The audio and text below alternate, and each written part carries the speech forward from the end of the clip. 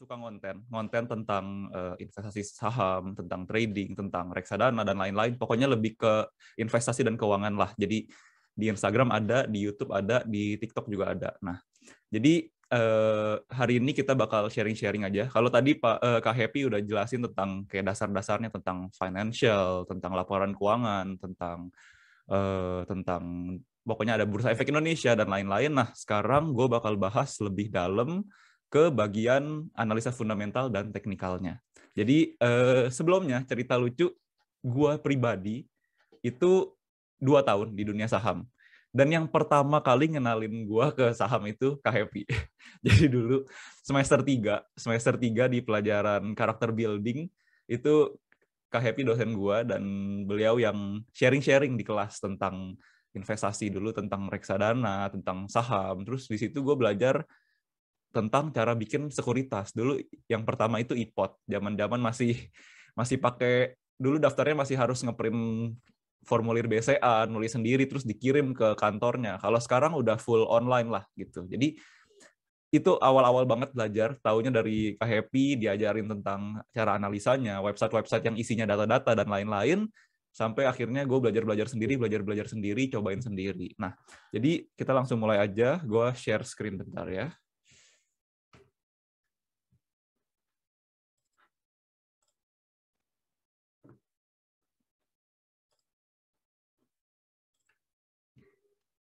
Sebentar.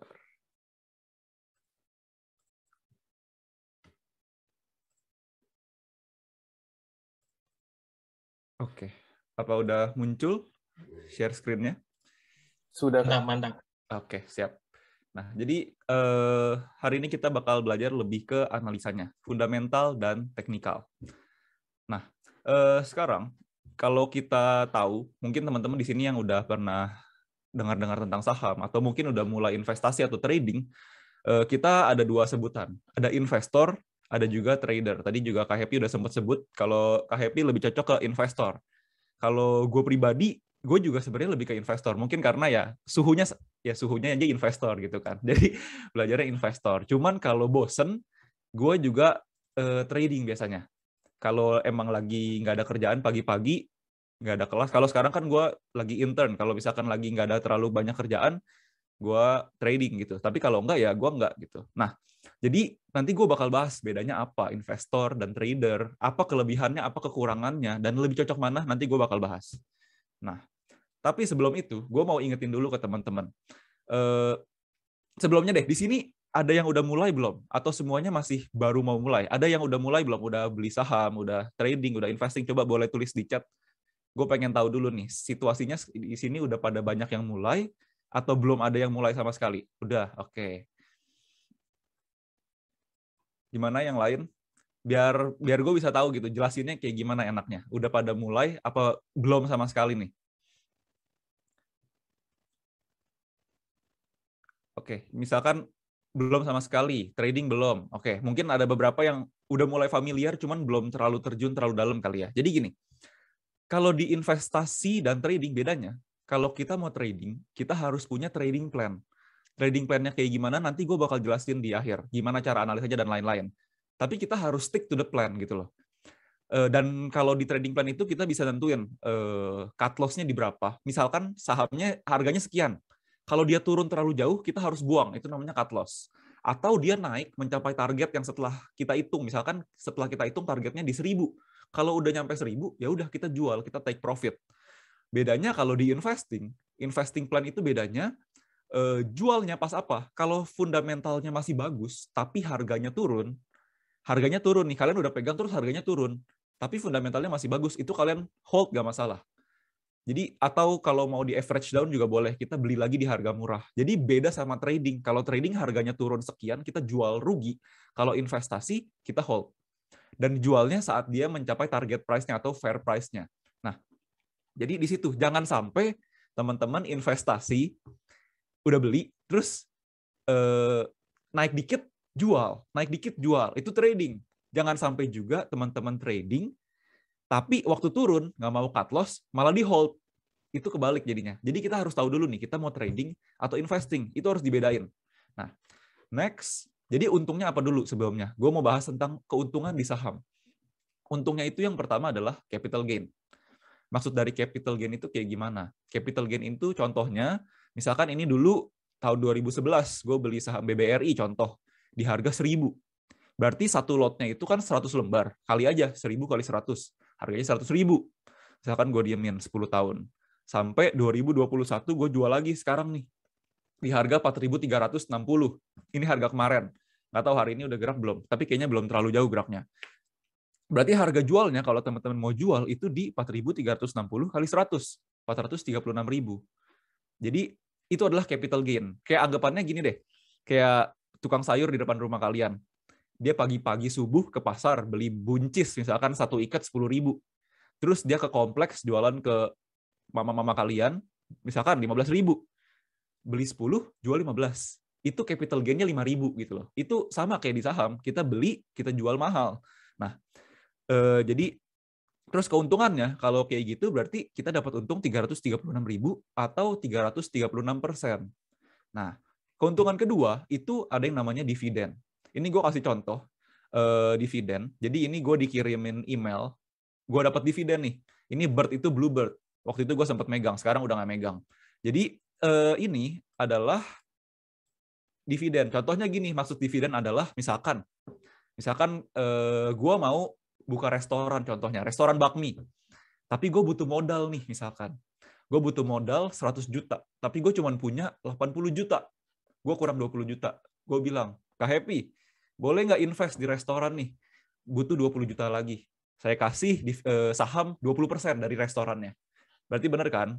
Gue modal 80 juta, Kak Happy modal 20 juta. 80%, 20%. Misalkan setelah setahun jalan, restorannya untung nih. Misalkan laku banget, laku keras, terkenal, viral di TikTok dan lain-lain. Keuntungan bersihnya 1M.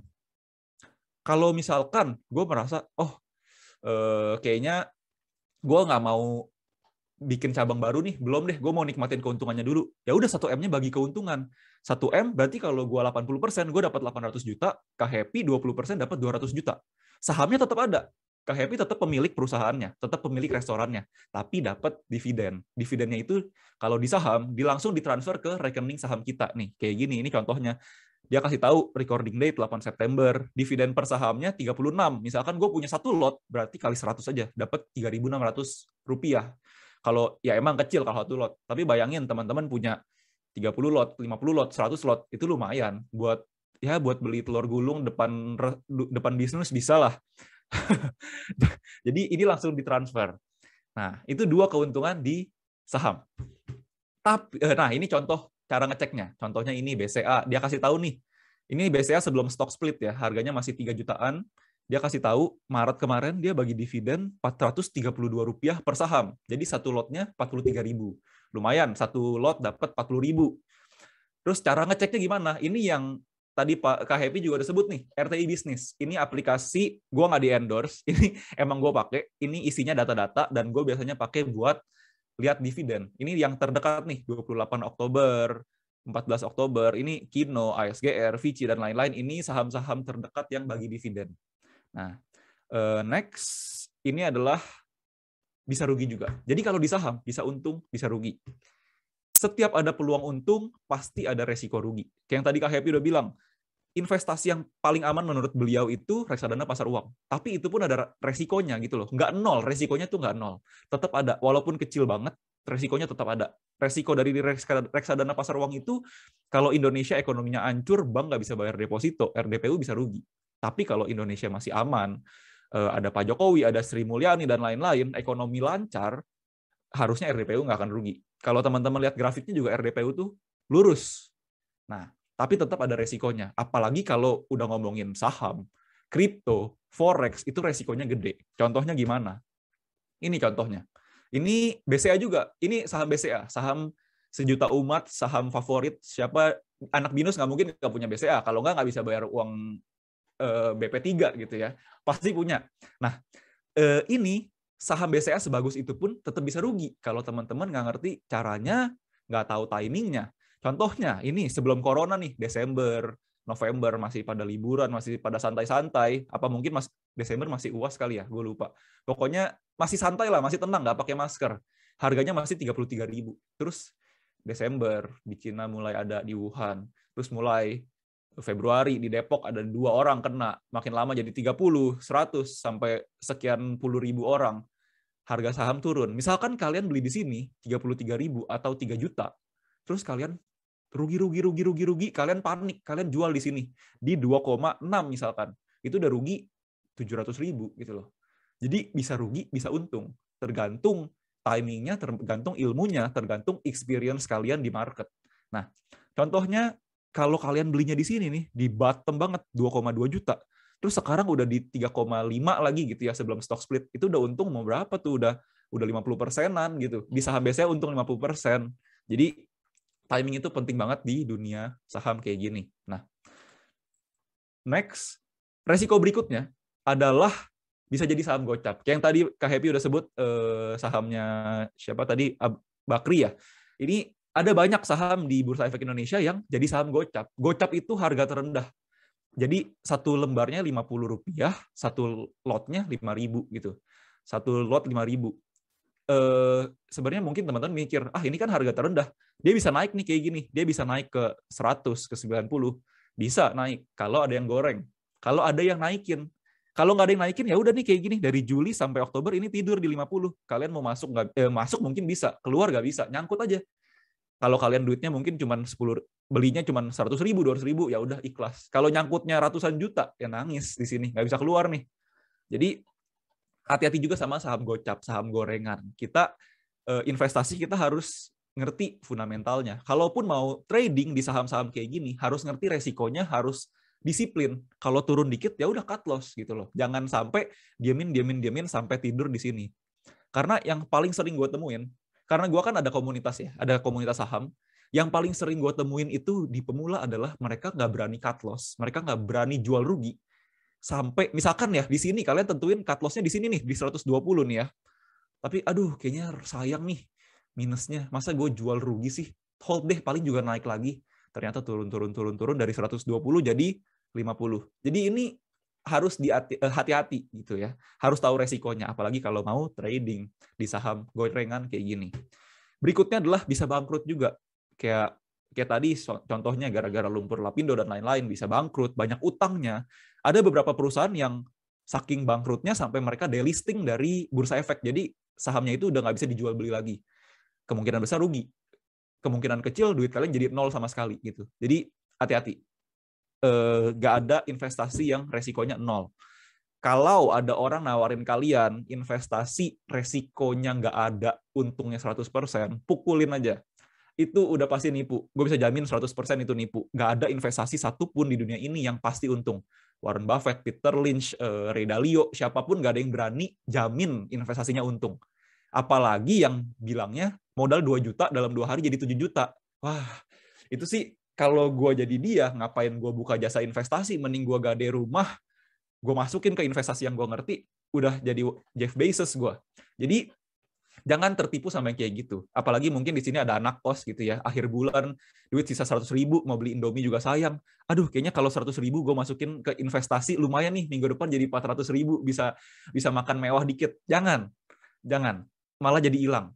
Jadi hati-hati. Nah, sekarang kita bahas nih. Jadi bagusan mana? Trading atau investing? Mana yang lebih cuan? Mana yang lebih aman? Jawabannya nggak ada. Nggak ada yang lebih aman, nggak ada yang lebih bagus, nggak ada yang lebih cuan. Balik lagi tergantung ke diri kita sendiri. Kalau lu suka trading, kalau lu suka mantengin layar gitu ya, mantengin candle, lu suka mantengin angka, lu suka analisa teknikal, lu trading silahkan. Kalau lu nggak suka, lu sukanya lihat bisnisnya berjalan, bisnisnya bertumbuh, dan lu nggak suka yang tiap hari harus mantengin, misalkan lu kerja, lu kuliah pagi, ya lu investasi, jangan trading. Jangan sampai lu lagi kelas di BINUS, dosennya lagi ngajarin, terus lu malah trading. Yang ada, lu ketahuan dosen lu disuruh maju jawab soal, tradingnya nyangkut gitu loh. Jadi jangan. Kecuali libur silahkan. Atau lu setelah lulus mau jadi pengangguran, trading boleh, silahkan. Tapi kalau kerja ya jangan gitu loh. Kayak gue pribadi pun, kalau gue ada kerjaan, gue nggak trading. Kayak sekarang ini kan jam bursa buka nih, 13.57 sekarang masih buka, masih aktif. Tapi ya gue nggak trading, karena ada kerjaan diundang jadi guest speaker. Jangan sampai gue lagi webinar kayak gini, terus gue megang saham yang ditradingin, tiba-tiba diguyur bandar, turun, ya udah nangis gitu loh. Jadi lepas dulu, jangan trading dulu. Kalau memang nganggur, silahkan trading, pantengin gitu loh. Nah, jadi balik lagi, nggak ada yang terbaik, tapi adanya yang tercocok. Kayak gitu. Next, nah sekarang gue bakal bahas tentang investing.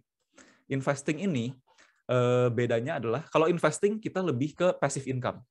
Passive income dalam artian, lu kerja, ya udah lu tiap hari kerja gitu ya. Jam 9 pagi kerja, sampai jam 5 sore misalkan, dari gaji lu sisihin, lu investasiin, dari situ duit lu juga bekerja gitu loh. Jadi lu kerja, duit lu kerja. Dan itu biasanya jangka panjang. Waktunya lebih lama. Investasi gue bisa bilang minimal beberapa bulan. Nggak ada orang investasi cuma 2 hari. Itu bukan investasi, itu antara trading atau spekulasi.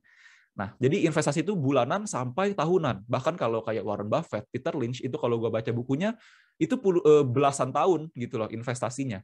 Mereka pegang saham itu benar-benar bisa mungkin 12 tahun, 15 tahun. Dan analisanya fundamental. Jadi kita analisa melihat bisnisnya. Misalkan teman-teman ngurusin debit BCA di BINUS, terus lihat, wah BINUS rame ya. Terus teman-teman ke mall apa, lihat kantor cabang BCA, BCA rame ya. Dibandingkan misalkan dibandingin BNI, BRI, BCA kok paling rame ya.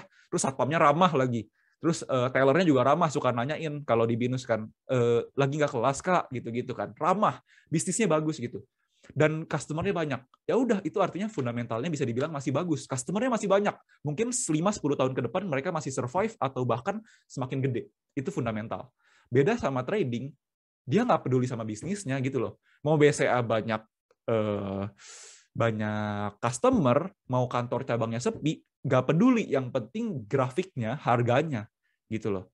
Jadi beda. Servernya itu beda. Yang satu ngeliat ke bisnisnya, yang satu ngeliat ke pergerakan harganya. Ada yang benar, ada yang salah? Enggak. Semuanya bisa cuan gitu loh. Kita nggak lihat benar salahnya. Kita lihat kalau lu bisa cuan, ya lu lakuin gitu loh. Jangan kita jadi orang yang konservatif. Enggak, gue pedulinya sama bisnis. Apaan lu lihat-lihat grafik? Lu mau ngapain lu jaga lilin babi ngepet? Enggak. Semuanya sama-sama bisa cuan. Silakan lakuin. Jangan ngejudge orang. Jadi gue pun lakuin dua-duanya. Gue fundamental gue pakai, teknikal gue pakai gitu. Nah, sekarang kita bahas fundamentalnya. Fundamental itu sistemnya, kalau ada beberapa investasi ya, gue next dulu nih. Contoh ini adalah value investing. Ini adalah value investing. Warren Buffett, Benjamin Graham, yang tadi bukunya Kak Happy sebut, Intelligent Investor, itu ngomongin tentang value investing. Value investing artinya, kalau ada saham yang fundamentalnya bagus, tapi harganya diskon, itu kita beli. Contohnya, misalkan BCA, kita pakai contoh lagi BCA, ini contoh aja ya. Misalkan BCA, fundamentalnya bagus nih, customer banyak, dia jago bikin orang naruh duit di dia. Orang pakai flash, orang pakai debit BCA dan lain-lain. Terus tiba-tiba, contoh ya, ini jangan dilaporin. Misalkan anaknya yang punya BCA ketahuan selingkuh, masuk berita, nama jelek, harganya turun misalkan. Tapi fundamentalnya masih bagus, mau anaknya selingkuh 5 kali juga bisnisnya bagus gitu loh. Harganya turun, itu kesempatan kita buat beli. Artinya yang harga BCA, misal ini contohnya BRI di sini, misalkan harganya di 4 ribuan, tiba-tiba dia diskon jadi 2.000, 3.000, itu kesempatan gitu loh. Ini perusahaan bagus, cuman dikasih diskon, ada berita nggak enak dikit, dia turun, ya udah kita beli. Dan bener, naik lagi. Ini gara-gara corona doang ini. Harganya awal-awal 4.200, 4.400, 4.800, gara-gara corona dia turun ke 2.200, 2.600. Di sini gue beli di 2.600. Ini kesempatan emas gitu loh. Dan benar aja, naik lagi. Naik ke 4.800. Sekarang, kemarin turun lagi. Sekarang udah naik lagi ke 4.300. Selama fundamentalnya bagus, ini adalah nilai aslinya nih, contohnya. Ini adalah kalau teman-teman lihat di slide berikutnya, ini adalah fair price. Jadi kalau kita di value investing, kita ngomongin fair price. Jadi gini, bedanya fair price sama stock price itu apa? Misalkan teman-teman di sini bingung ya. Harga saham itu nggak selalu sama dengan value perusahaannya. Kayak contohnya ini, BRI, dia bisa turun ke 2.000, dia bisa naik ke 3.000, dia naik ke 4.000. Value perusahaannya belum tentu 2.000, value perusahaannya belum tentu 3.000, bisa jadi value-nya 4.000. Value aslinya ya. Tapi harganya itu bisa naik turun, tapi value-nya ya tetap segini, bisnisnya tetap segini nih, yang garis hijau.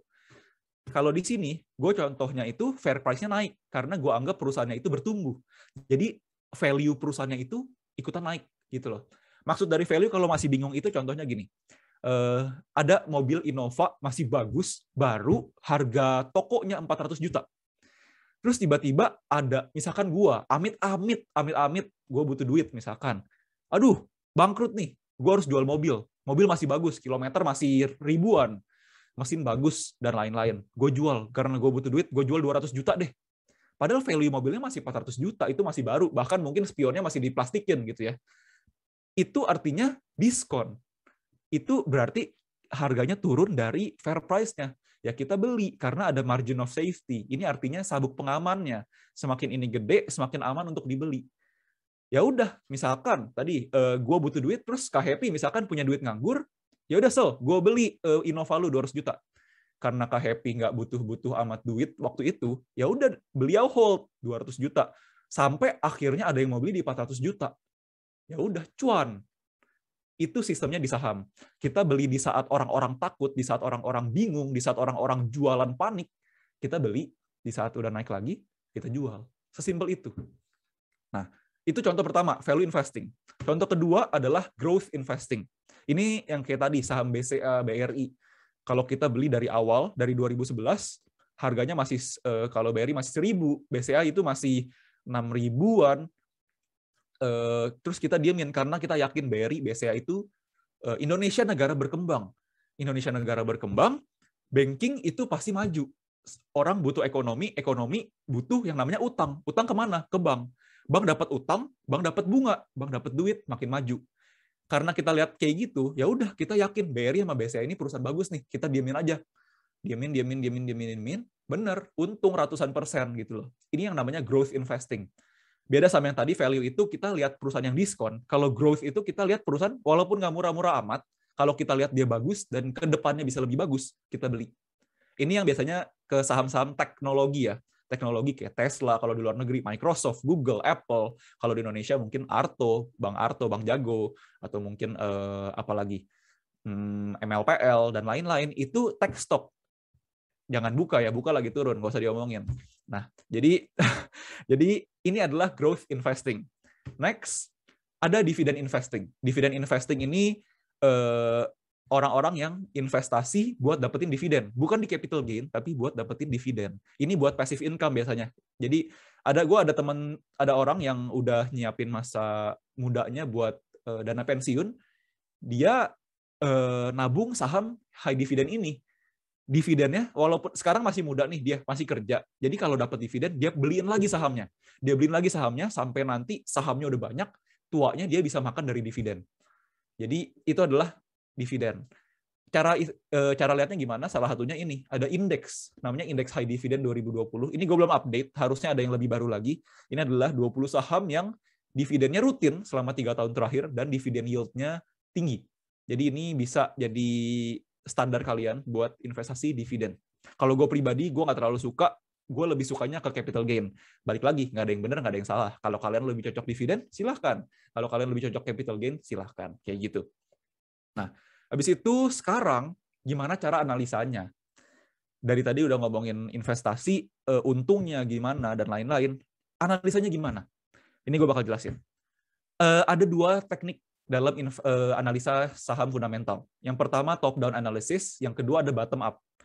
Yang satu dari atas ke bawah, yang satu dari bawah ke atas. Yang gua pakai itu yang top down analysis, dari atas ke bawah. Maksudnya gimana? Jadi kita lihat dulu makronya, kondisi dunia ini kayak apa.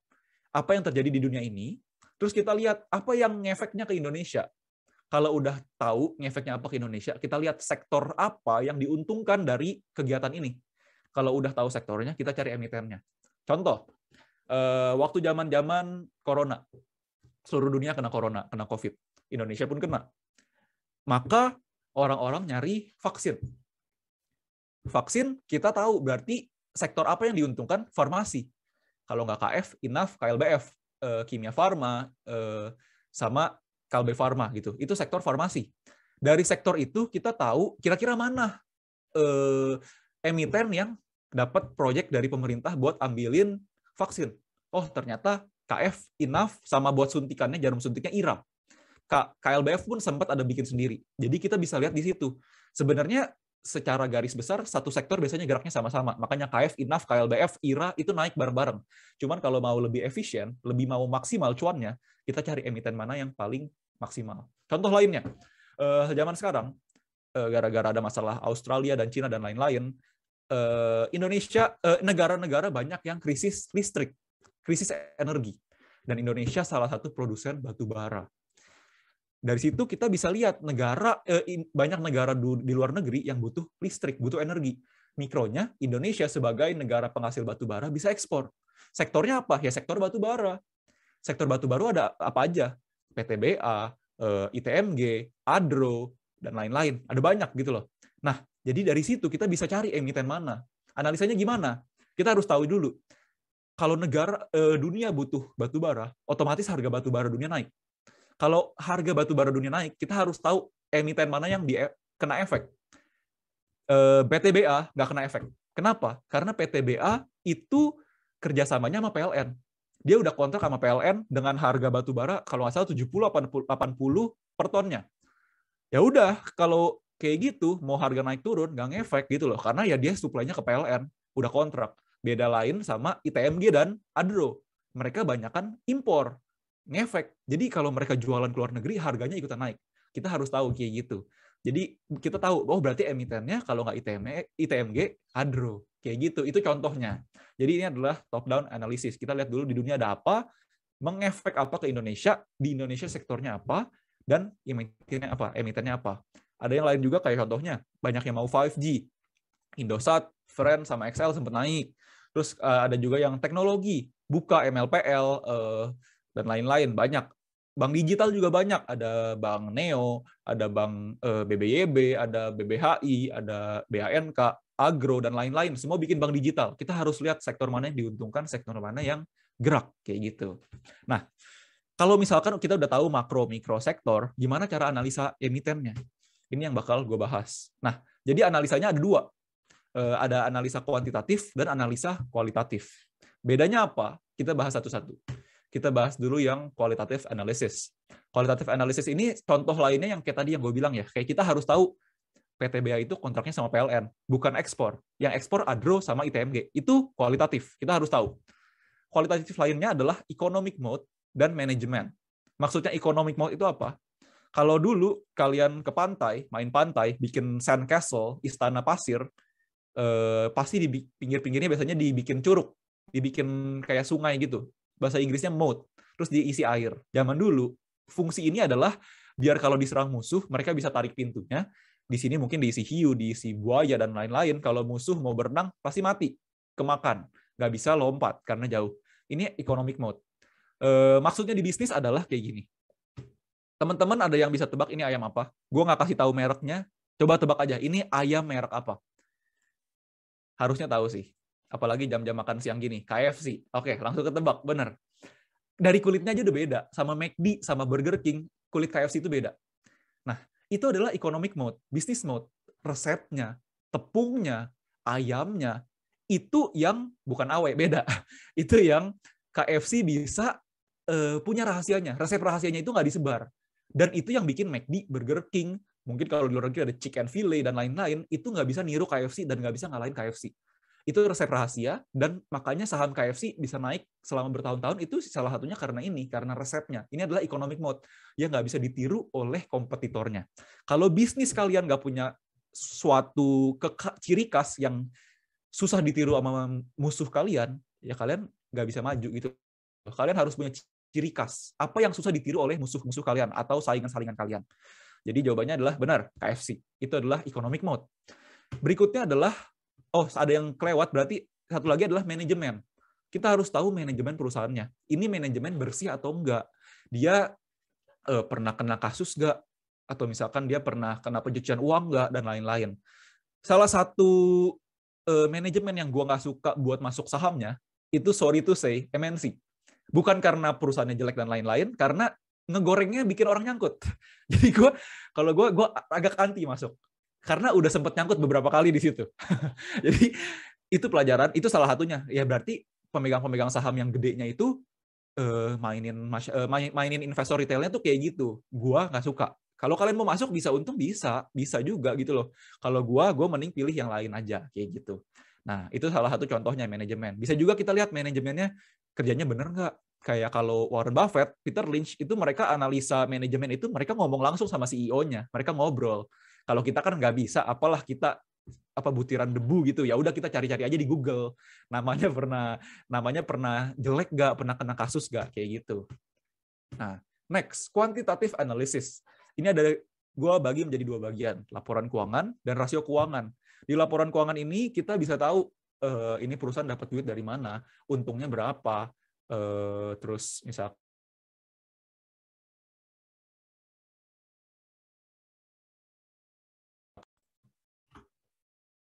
Oke ya, aman ya. Oke. Jadi kita bisa tahu ini perusahaan utangnya berapa, untungnya berapa, modalnya berapa, duit cash-nya berapa.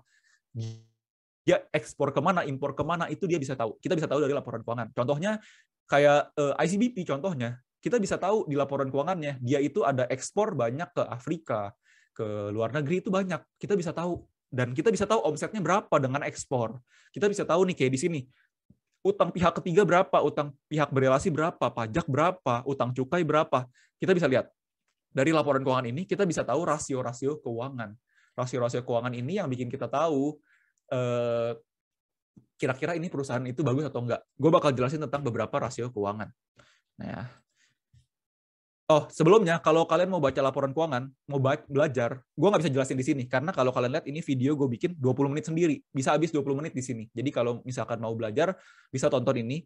Kalau nggak mau diajarin gue juga nggak masalah, cari aja yang lain, banyak yang ngajarin tentang cara baca laporan keuangan. Ini gue jelasin dari awal sampai akhir ada bagian apa aja, cara bacanya gimana, fungsinya apa, itu gue jelasin di situ. Next. Nah, sekarang kita ngomongin tentang rasio-rasio tadi. Jadi, konsep gua dalam mencari saham fundamental itu ada 2. Bagus dan murah. Kenapa bagus dan murah? Kalau bagus doang tapi mahal, kayak BCA tadi, lu beli di 35.000, di 3.500.000, lu bakal rugi. Tapi, balikannya juga, kalau lu beli saham murah tapi jelek, itu namanya murahan. Kemungkinan besar bisa rugi juga. Jadi, gua suka 2, murah dan bagus. Bagus dan murah. Itu 2 hal yang wajib. Nah, maksud dari bagus itu apa? Bagus itu maksudnya adalah, gue bagi menjadi 3. Di sini gue jelasin secara singkat. Yang pertama, secara profitability. Gini, buat ngerti, di sini ada yang pernah buka online shop nggak? Atau usaha apapun? Kalau ada yang pernah, gue pengen tahu, apa tujuan kalian buka online shop? Atau buka usaha? Apa yang kalian cari dengan jualan? Coba, boleh tulis di chat. Apa tujuan kalian buka usaha?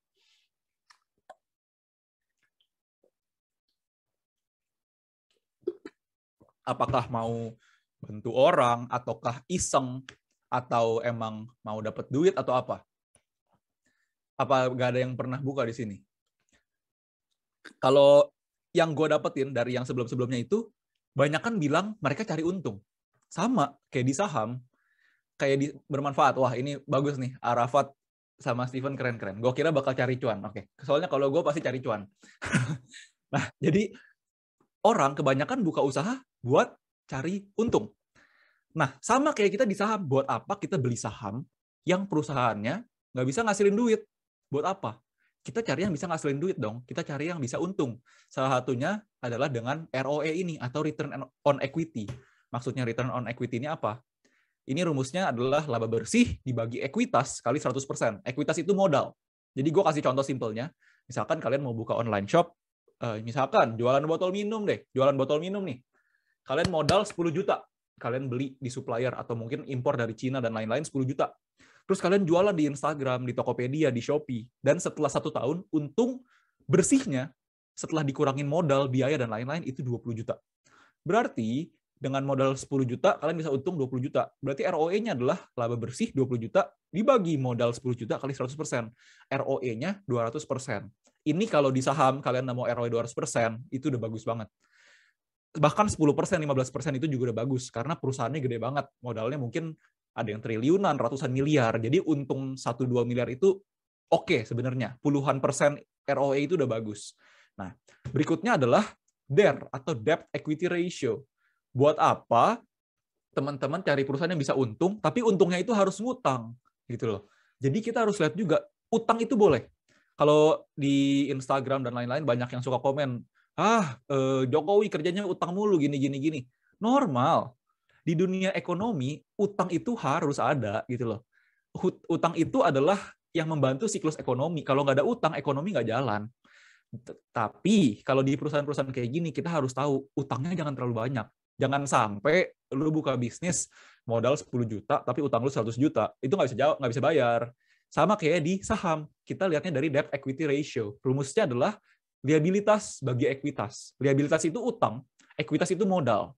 Liabilitas itu utang entah ke bank, entah ke orang lain, entah misalkan kita mau, misalkan lu perusahaan konstruksi, lu beli semen tapi bayarnya nanti, itu masuk ke liabilitas.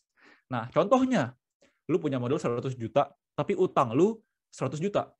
Berarti 100 juta bagi 80 juta, DR-nya 1,25. Ini lumayan gede sebenarnya. Kalau gue biasa cari DR di bawah 1. Jadi sebisa mungkin utangnya di bawah modal. Jadi kalau amit-amit utangnya ditagih, dia masih bisa bayar dengan modal yang dia punya gitu loh. Jadi ini DR juga penting. Jangan sampai DR 2, 5, 10. Wah, itu serem. Utang jangan terlalu banyak. Beda sama bank ya.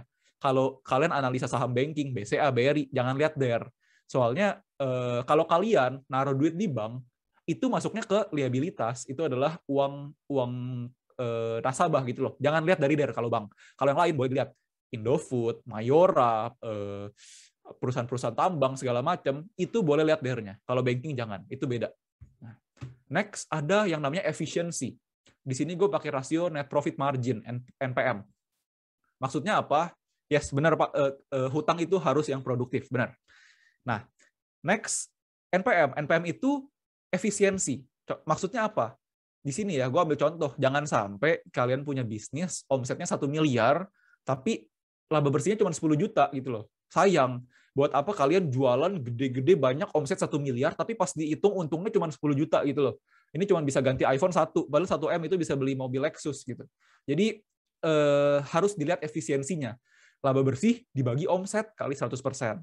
Kalau kayak gini contohnya NPM-nya 10 juta bagi 1 M, itu cuma 1%, ini kecil banget.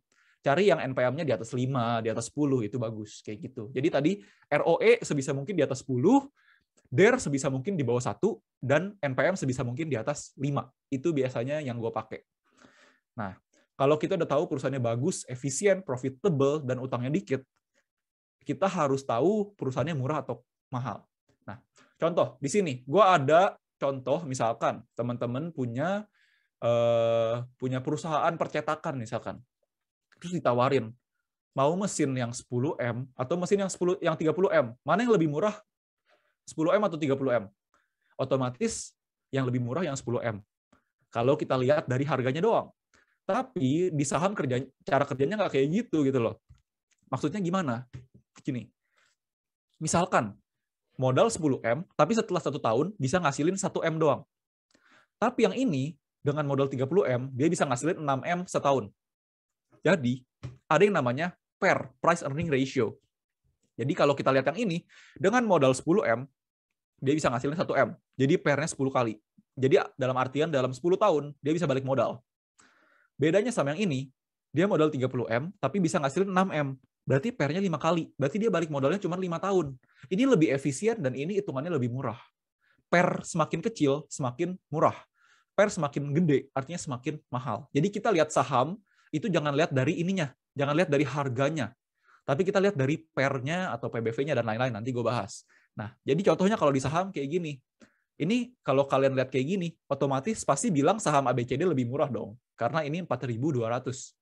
Sedangkan yang YXYZ ini 6.500. Tapi kalau dikasih lihat kayak gini, PER-nya 18 dan yang ini PER-nya 6 kali. Kalian harus lihat kalau yang ini itu lebih murah. Karena yang ini itu berarti dia dengan harga 6.500 dia bisa ngasilin untung yang jauh lebih gede daripada si 4.200 ini. Jadi di saham, cara ngelihat saham murah atau mahal itu dari rasio. Rasio valuation kita ngomonginnya. Nah, ada apa aja rasio valuation? Ada banyak sebenarnya. Ada PER, ada PBV, ada EV/EBITDA, ada price to sales, ada GMV, ada GTV, ada TPV, ada banyak lah pokoknya. Yang biasanya kita pakai buat pakai PER itu adalah perusahaan-perusahaan tambang, perusahaan-perusahaan consumer goods.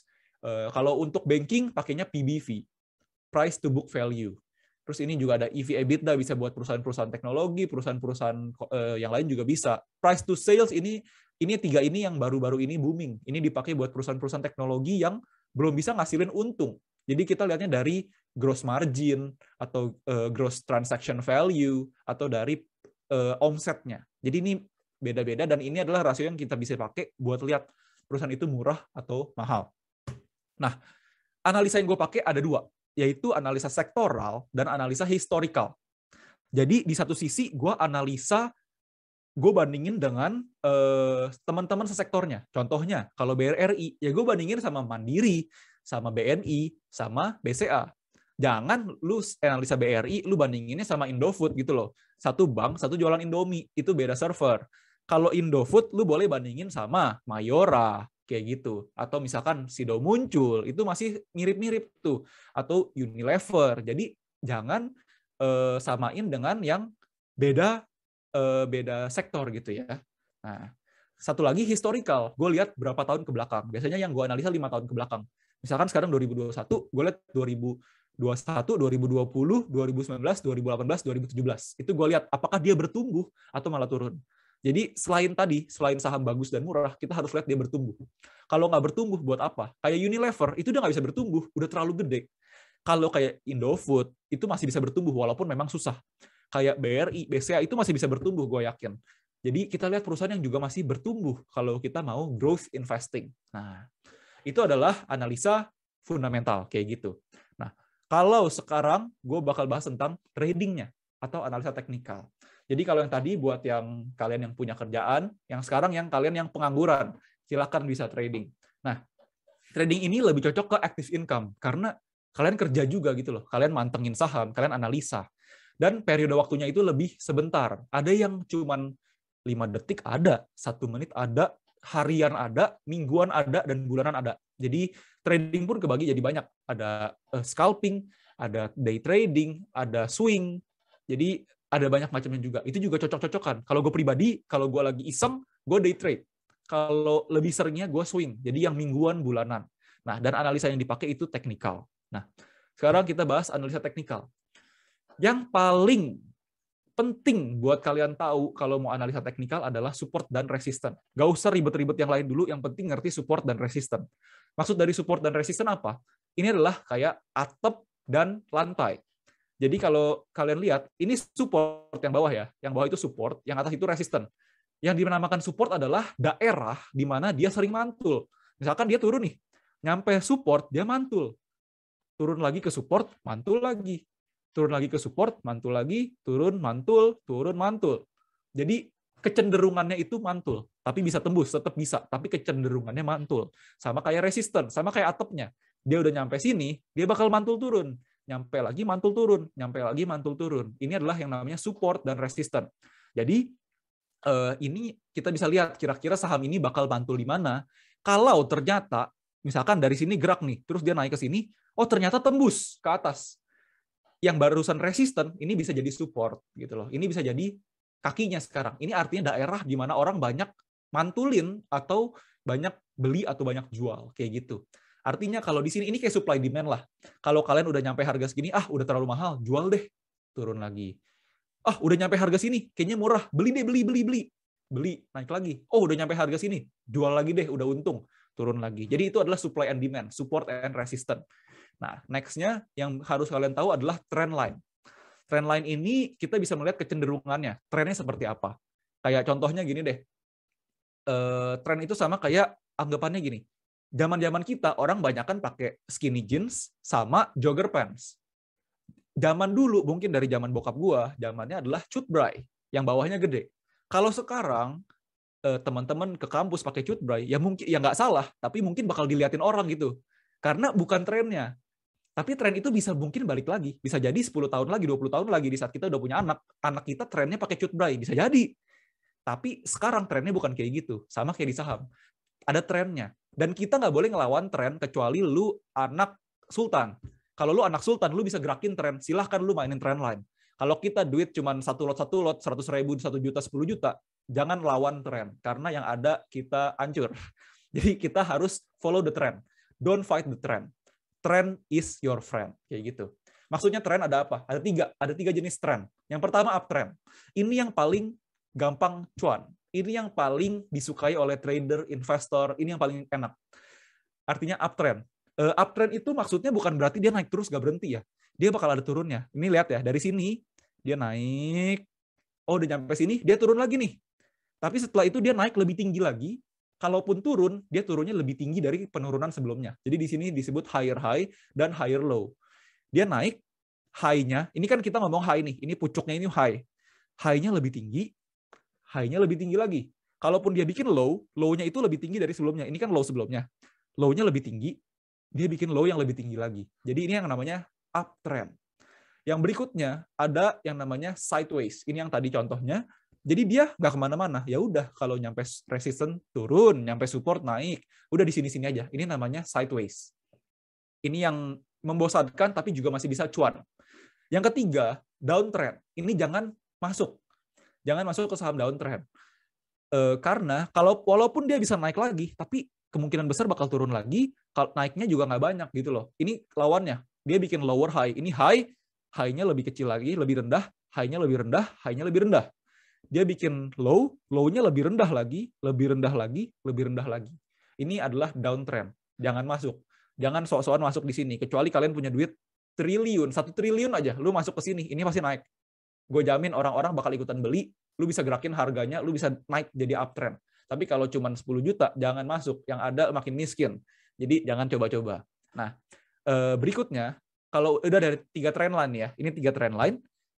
Ini setelah kalian ngerti tren-trenan, kalian bolehlah belajarin yang kayak gini. Ada cup and handle, bullish pennant, ada symmetrical triangle, ada bullish triangle, ada downtrend triangle, ada yang namanya double bottom, ada yang double top, head and shoulder, dan lain-lain. Itu boleh kalian pelajarin. Tapi core-nya tetap trend line dan support resistance. Itu yang lebih penting. Setelah itu ngerti, bolehlah masukin ke sini. Karena kalau kalian lihat, kalian mau pakai pattern kayak gini pun, tetap aja.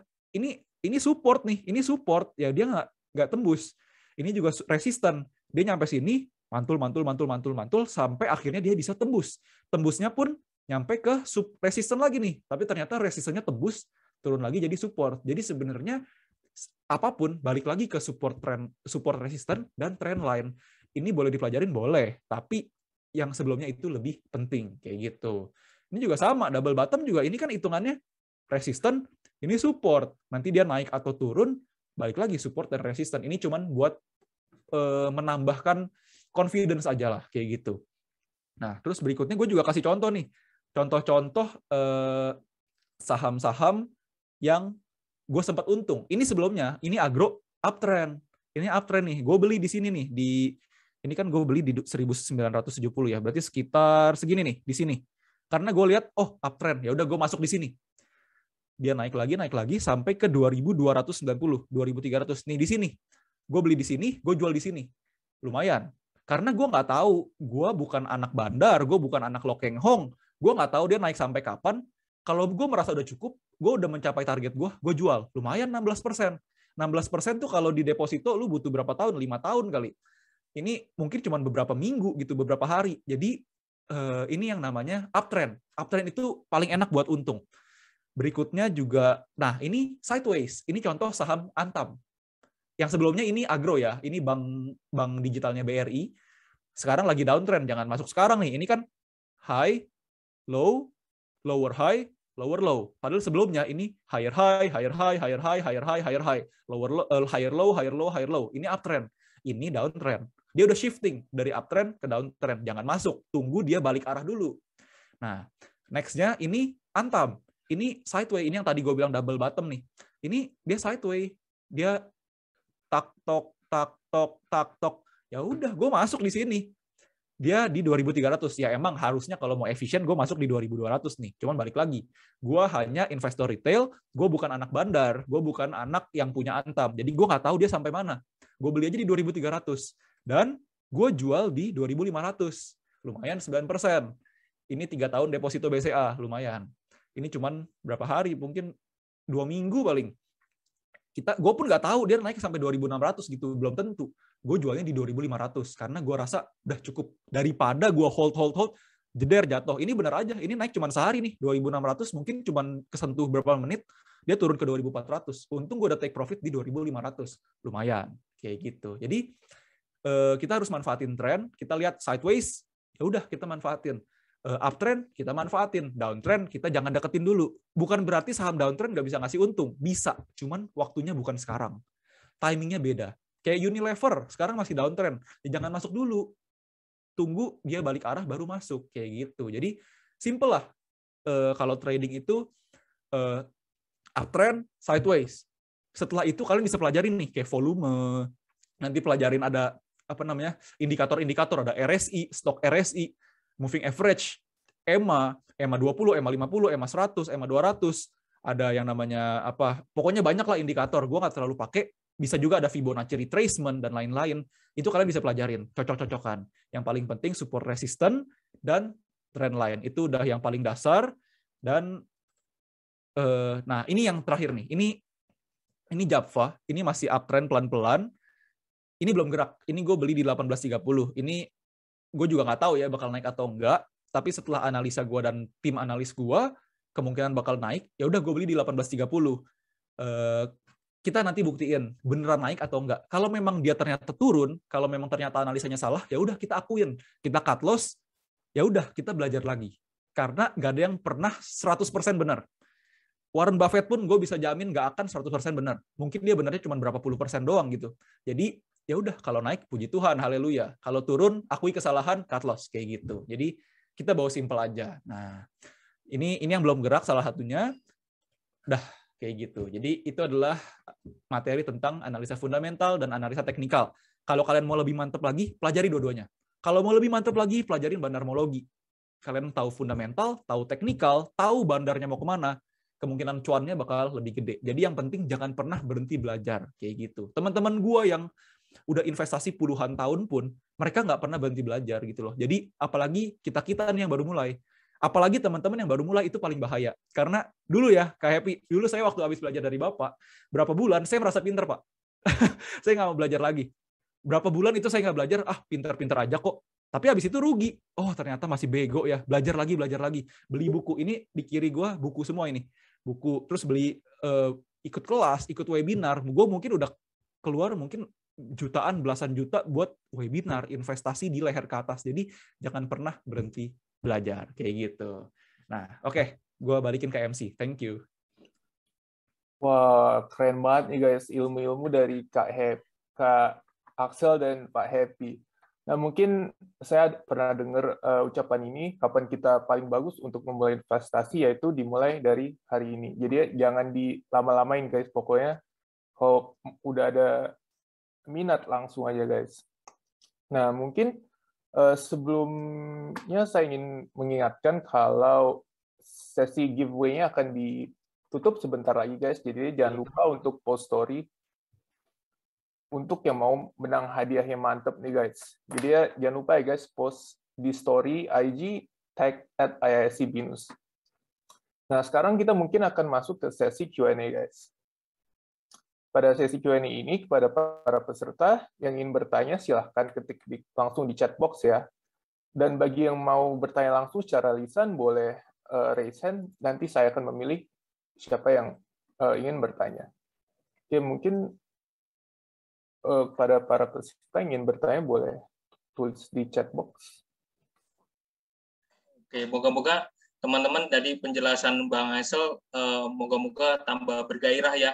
Jangan tambah bingung ya, karena terus belajar, kita harus terus belajar. Kalau Anda udah, sekali lagi kita pertemuan ini bukan suatu kebetulan, tapi aku yakin Anda juga akan mendapatkan cuannya juga, rezekinya pasti ada gitu.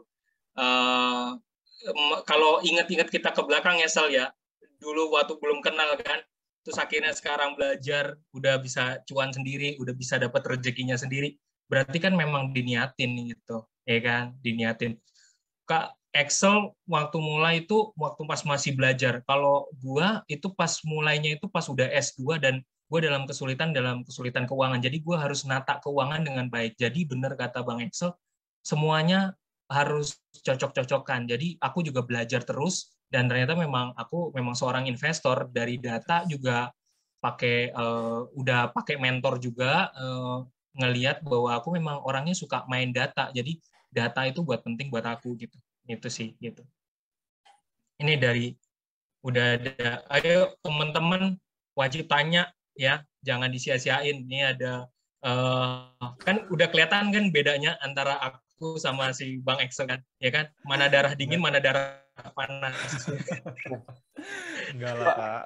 Ada yang raise hand nih, Pak. Mungkin dari Oke. Diana Tapi Geraldus. itu Stephen di bawah juga ada tanya. Iya. Gitu. Mungkin Oke. Luciana Boleh Geraldus tanya dulu. Silakan. Ya. Untuk Luciana Geraldus boleh on mic. Ya. Selamat siang, Pak Happy dan Ko Excel. Pertanyaan aku ini sih, ngomongin trading ya, kan aku juga udah coba-coba trading dan ya basic lah ya, kalau coba trading dengan duit harus disisihin, misalnya duit pertama kita budgetnya segini, kalau pasti habis masih ada segini, habis itu masih ada lagi. Nah, tapi kan kita tahu kan trading itu not for everyone, nggak buat semua orang, soalnya trading itu susah banget, cuman dari semua trader cuman berapa 3% palingan yang profitable kan. Gimana caranya kita tahu kalau okay, this is not for me gitu. Soalnya ya kadang kesulitan juga kayak nyari ini sebenarnya udah time to give up atau harus belajar lagi, coba lagi gitu loh. Mari silakan Bang Aisal, nanti aku mungkin ya kalau ngomongin kapan kita tahu itu bukan buat kita adalah saat kita nggak nyaman. Kalau memang nggak nyaman, nggak tenang, karena kadang-kadang ada orang yang trading, tapi malam-malam nggak bisa tidur. Aduh, saham gue gimana ya? Aduh, kalau besok merah gimana ya? Aduh, kalau besok gue nggak kebangun terus sahamnya turun gimana ya? Artinya itu bukan buat lu. Tapi kalau masalah ilmu, gue rasa bisa dipelajarin sebenarnya. Kalau memang lu niat, lu suka, lu pelajarin terus, itu pasti bisa. Tapi memang nggak gampang. Gue pribadi pun 2 tahunan, tadi Kak Happy 3 tahunan gitu loh. Dan kita 2-3 tahun ini sebenarnya masih junior ya Pak di dunia saham ya. Masih junior. Jadi belajar itu lama. Memang kita harus nemu mentor yang tepat, kita harus nemu cara yang tepat. Itu gimana caranya? Ya kita belajar. Kalau udah belajar, kita praktekin. Kalau setelah dipraktekin dengan duit yang misalkan kita coba dulu dengan duit tes, ternyata berhasil nih caranya. Coba lagi, berhasil backtestnya. Barulah kita tambahin lagi. Kalau memang belum berhasil, kita cari cara lain lagi gitu. Tapi kalau untuk masalah it's not for you or not, itu adalah masalah ketenangan hati. Percuma kita dapat cuan, tapi hati nggak tenang tuh mending nggak usah. Mending yang lain aja gitu loh. Jangan sampai nggak bisa tidur gitu. Ya. Buat aku nambahin aja sih. Sebenarnya dulu aku juga nekat juga trading. Jadi karena aku nyoba-nyoba sampai tradingnya ke tempat yang lain-lain ya. Hati ini kok deg-degan terus ya gitu ya. Aduh, deg-degan terus gitu. Apa yang salah, tidur malam juga aduh nih gua cuan, gua malah amsyong bukannya cuan ya kan gitu. Something wrong gitu. Akhirnya ketemu salah satu mentor. Mentor tuh paling penting. Jadi Lucy harus belajar untuk menemukan mentor yang paling tepat. Terus belajar cari orang, cari mentor yang paling tepat, yang senada. Suatu kali aku ketemunya, ini agak lucu. Jadi aku ketemu website namanya, jadi ketemu mentornya, pemiliknya temubakat.com. Temubakat.com itu memang nggak ada kaitannya sama saham sebenarnya. Tapi waktu pas aku ngetes, dia mentor itu memberitahukan, terus setelah aku ngecek diri aku, ternyata aku tuh seorang yang sangat banyak belajar soal data. Jadi, trading buatku nggak cocok gitu ternyata. Dan aku cocoknya adalah belajar data-data, laporan keuangan, segala macam. Jadi akhirnya aku menemukan ketenangan. Sekarang aku sangat menemukan ketenangan yang luar biasa banget ya. Terus kemudian tapi tetap aku mau belajar. Kalau Excel sering posting kayak gitu, aku juga tetap belajar karena aku ngerasa emang passionku akhirnya menemukan gitu. Suatu hari, someday, Lucy, pasti ketika kamu udah nemuin mentor, kalau memang itu nggak serak buat kamu, jangan lanjutin, tapi belajarlah terus menemukan mentor yang paling tepat, someday mental block itu hilang. Sekali lagi ya, mental block bahwa kita takut, bahwa kita itu akan hilang gitu. Tapi paling penting juga buat aku, Lucy, tadi udah benar, money management itu penting juga, money management gitu. Karena kalau ada orang punya 500 juta, ternyata itu duit panas, dia masukin langsung beli saham. Wah, pasti cuan nih, pasti cuan. Wah, kalau ibaratnya sebenarnya dalam kehidupan sama aja. Kayak milih cewek, kayak milih cowok, pasangan buat hidup kita. Aku punya prinsip bahwa kalau misalnya jantungnya deg-degan, terlalu deg-degan, berarti jangan-jangan itu nggak cocok. Tapi kalau hatinya nemuin pasangan dengan hati yang lebih kalem, lebih tenang, jangan-jangan itu yang cocok. Mungkin begitu, caranya sama. Dalam kita itu sangat mempengaruhi psikologi kita. Makanya aku senang banget Bang Excel juga bilang tadi, udah kalau misalnya gue beli di bawah, terus kemudian dilepas di atas, gue tahu batas. Berarti psikologinya udah tahu dia. Udah tahu, jangan greedy, jangan rakus gitu. Itu prinsip banget. Kalau dalam investing, jangan pernah rakus. Kalau udah puas, udah keluar, udah stop gitu. Jangan kita rakus. Tadi kan udah dibilang dalam ilmunya Robert T. Kiyosaki, kalau ente cinta sama duit, ya udah nanti itu jadi evil ya akhirnya gitu loh. Jadi harus selalu hati-hati gitu. Lu sih jangan pesimis, teruslah maju, terus belajar cari mentor gitu. Oke. Ini di chatting banyak banget nih pertanyaan nih. Siap, Pak. Ya, untuk Lucy apakah sudah jelas? Iya, udah. Thank you, Pak. Oke. Thank you. Ya. Mungkin kita lanjut ke pertanyaan berikutnya ya, Pak.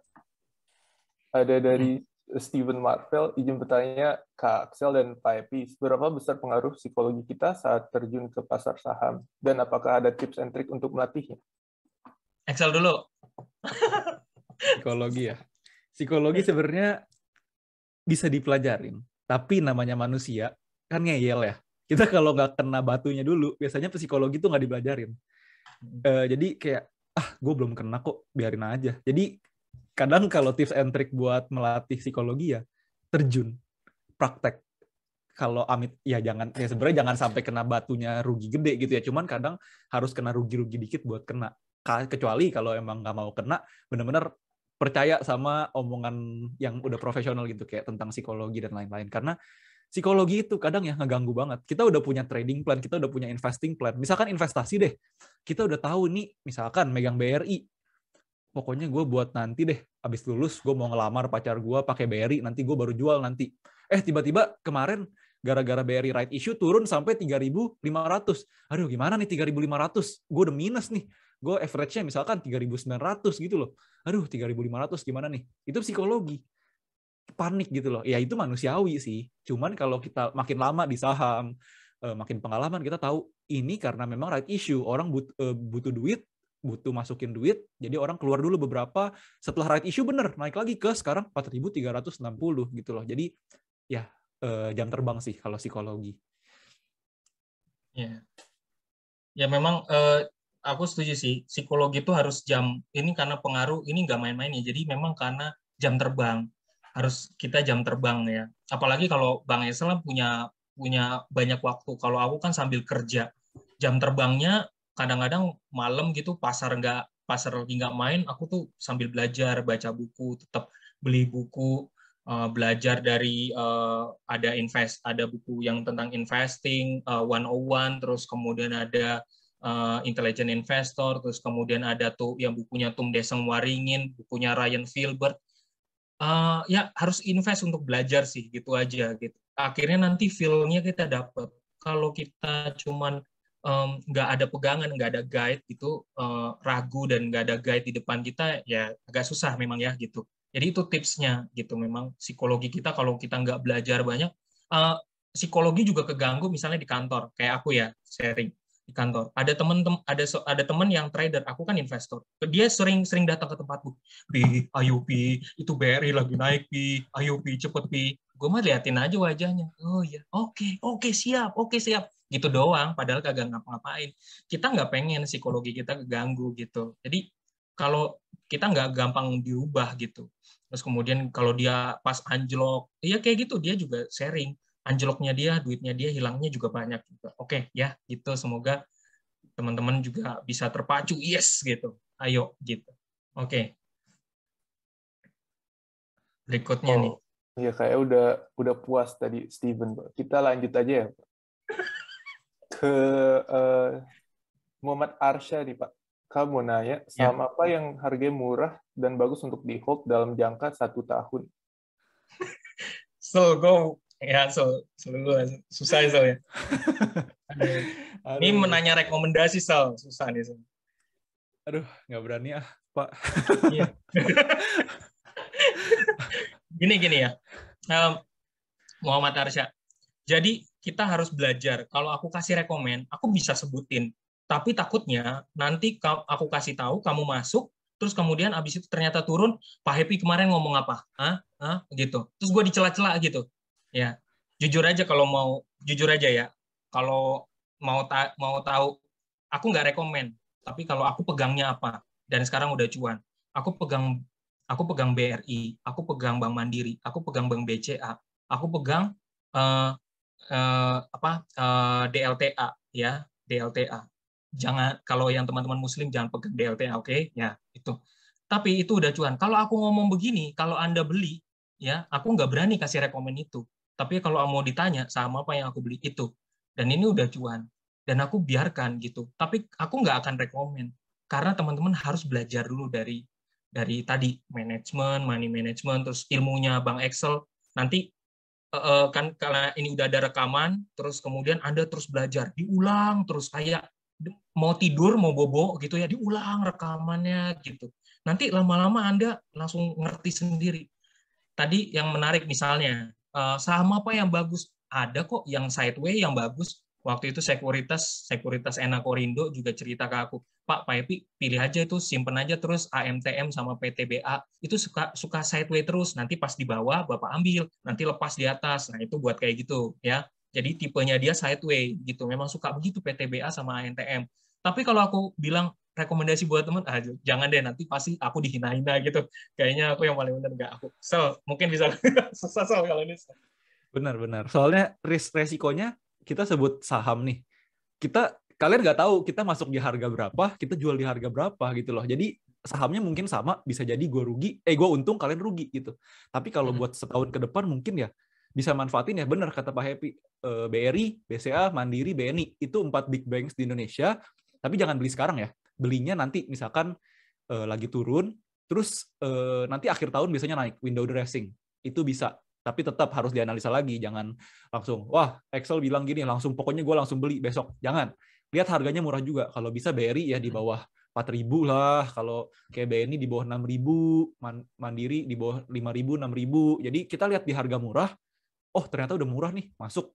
Tungguin sampai akhir tahun. Karena biasa fund manager besar itu masuk ke saham-saham gede kayak gitu di akhir tahun buat window dressing kayak gitu. Tapi kalau yang lainnya silakan analisa sendiri. Ya, cocok-cocokan ya guys ya. Kalau strategi aku biasanya, ini cocok-cocokan. Aku bilang ini enggak teknik yang jangan pernah ditiru. Teknik yang jangan pernah ditiru, oke? Misalnya aku beli pas di bawah, aku beli 10 lot saham A. Terus kemudian akhirnya terbang ke atas. Aku udah saatnya lepas. Biasanya aku lepasnya itu 9 lotnya. Kemudian aku pegang 1 lot. Kalau dia terbang tinggi, udah saatnya memang udah secara psikologi aku lepas. Tapi kalau belum, Anda bisa dua kemungkinan ketika sisain 1 lot. 2 kemungkinan. Anda biarin satunya akhirnya nanti terbang lagi, atau Anda menjadi kalau memang sahamnya bagus, Anda jadi tolak ukur bahwa oh ini bakal turun. Nah, pada saat turun itulah nanti Anda serok lagi sebutannya gitu ya. Serok lagi. Nah, kemudian serok lagi, beli banyak, lepas atas gitu. Nanti kenapa aku selalu kadang-kadang sisain 1 lot, itu karena dia pegang harga bawah. Ya, ini strategi ya. Jangan ditiru kebiasaan jelek. Oke. Oke, lanjut deh. Ya, aku nggak bisa rekomen, oke? Gitu. Oh, ya jadinya gitu ya guys. Nggak bisa rekomen soalnya takut tidak ini. Okay. Mungkin kita lanjut ke Dominic Dustin. Selamat siang Pak Happy dan Kak Axel. Izin bertanya untuk pemula atau yang baru ingin belajar, baiknya memulai dengan investasi apa ya? Bang Axel dulu pelajaran apa? Investasi paling aman dulu.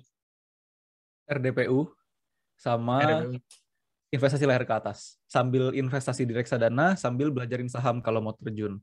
Kalau belum ngerti apa-apa, jangan ke saham dulu. Jadi RDPU dulu sambil pelajarin yang lain. Tapi ya kalau kalian ngertinya properti, ya silahkan invest properti. Ngertinya emas, invest emas. Yang penting yang kalian ngerti gitu loh. Kalau ternyata misalkan, orang tua kalian ada yang broker real estate atau punya perusahaan broker, ya silakan investasi di properti karena itu yang kalian ngerti gitu. Jangan sampai nggak ngerti properti tiba-tiba beli rumah. Nah itu salah. Harus yang di-ngerti. Yang penting yang ngerti. Kalau nggak ngerti pelajarin dulu kayak gitu. Pertama dari pengalaman ya, ada teman-teman yang ternyata orang tuanya tuh invest di saham, tapi ternyata di zaman dulu tuh pakai surat, benar-benar di print suratnya.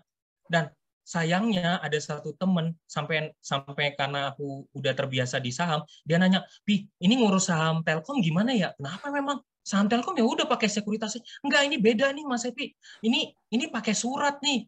Terus orang tua gue sampai lupa kalau pernah punya saham Telkom, padahal cuannya udah banyak banget. Hampir rusak nih surat. Pas dia foto, ini suratnya harus diurus nih ke perusahaannya. Siapa yang bagian yang untuk ngurus suratnya ya, itu ada kan Telkom itu kan ada ya, ada Tindo atau siapa gitu. Nah, itu diurus. Nah, maksud aku, teman-teman yang punya orang tua yang ternyata pernah terjun di saham, iseng aja nanya, "Pak, Mah, pernah terjun saham nggak? Terus ada suratnya nggak?" gitu. Supaya diwarisin ke Anda gitu. Anda yang belajar berikutnya, the next gitu. Ya, the next generation. Satu itu. Kedua, teman-teman, aku memang prinsipnya karena reksadana pasar uang itu terbukti. Aku selalu sekarang nggak pernah kalau gajian itu taruh di bank, itu nggak pernah. Semuanya taruh di reksadana pasar uang, di invest di tempat-tempat lain. Kalau naruh di bank, potongannya gede gitu. Terus kemudian Anda nggak bakal bisa cuan ya gitu. Jadi memang yang paling aman buat Lucy juga, buat ngerasain, buat jadi bangga nih, buat Mbak Lucy, buat jadi bangga ngerasain bagaimana kalau ternyata udah mulai bisa cuan nih ya gitu. Masukin reksadana pasar uang gitu supaya PD-nya balik lagi dulu. PD-nya balik, ngerasain deh gitu. Itu menurut aku ya gitu. Nanti kalau mau belajar lanjutan setelah ini bisa ngubungin Excel atau WA ke Excel aja tuh. Ini masternya soalnya. Oke, lanjut. Mungkin kita lanjut ya. Ya. Dari Hans Sebastian, selamat siang Kak Axel, Pak Happy. Saya ingin bertanya, bagaimana tips-tips cara membaca grafik agar bisa memilih saham yang bagus? Sol, maju Sol. Kalau baca grafik kan so far kayak yang tadi ya, kayak support, resistance, trendline itu paling aman, paling dasarnya. Terus kalau misalkan baca grafik itu mungkin gue praktekin kali ya, singkat aja. Bentar. Misalkan ini berarti yang udah muncul belum ya? Sudah. Oke, jadi pakai website yang namanya TradingView. Gue biasanya pakai website TradingView. Nah, kalau misalkan, tapi kan ini kayak nggak real time ya. Kalau mau real time biasanya bisa pakai kayak Stockbit, Ajaib, itu websitenya ada chartnya juga. Misalkan di sini gue buka BBRI gitu ya, misalkan. Nah, di BBRI ini itu chartnya kayak gini. Nah, ini itu bisa kalian ganti-ganti nih. Ini artinya satu candle ini itu artinya satu hari, pergerakan satu hari. Kayak contohnya ini kan hari ini nih. Sorry, ini gue hilangin dulu. Misalkan ini kan yang hari ini nih. Ini kalau kalian lihat 22 Oktober nih yang ini.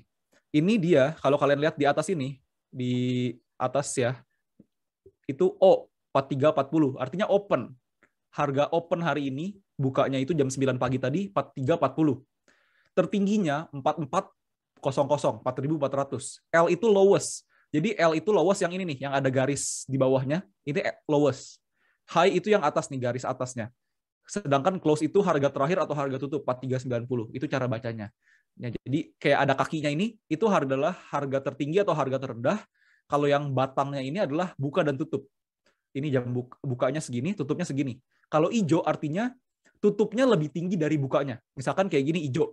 Bukanya dia di opennya 39.20, tutupnya close-nya 41.20. Makanya dia hijau. Bedanya sama yang merah, dia opennya lebih rendah. Opennya lebih tinggi. Opennya 4450, close-nya 43. Jadi dia merah. Itu cara bacanya. Nah, ini bisa kalian ganti-ganti. Bisa jadi 4 jam, bisa jadi kalau kalian mau yang lebih gede bisa 1 week, weekly. Ya, jadi ini yang cara bacanya. Nah, kalau yang kayak tadi kita lihat support resistance-nya. Misalkan Kayak gini, BRI ini kalau kalian lihat ini dia di resistennya nih. Kemarin ini ada resisten nih kan, mantul, daerah sini mantul. Ternyata dia tembus nih. Tembus, tapi dia turun lagi. Nah, ini sekarang jadi support. Kalau ternyata dia turun lagi, ya udah dia turun. Kalau ternyata ini cuman koreksi, nanti dia bakal mantul lagi naik. Gue sih yakin masih bisa naik, ini harusnya beberapa minggu ke depan. Nah, jadi ini adalah buat bacanya. Nah, kayak gini, misalkan ini lagi downtrend. Oh, ternyata dia setelah downtrend, ada volume dan lain-lain, dia naik gede. Oh, dia naik. Jadi ini cara bacanya simpelnya kayak gitulah. Kayak tadi open, close, high, low, batang hijau, batang merah, support, resistant, kayak gitu. Simpelnya kayak gitulah. Gitu. Ya, teman-teman bisa pakai TradingView, bisa download ya. Download buat iseng-iseng aja, buat kenalan.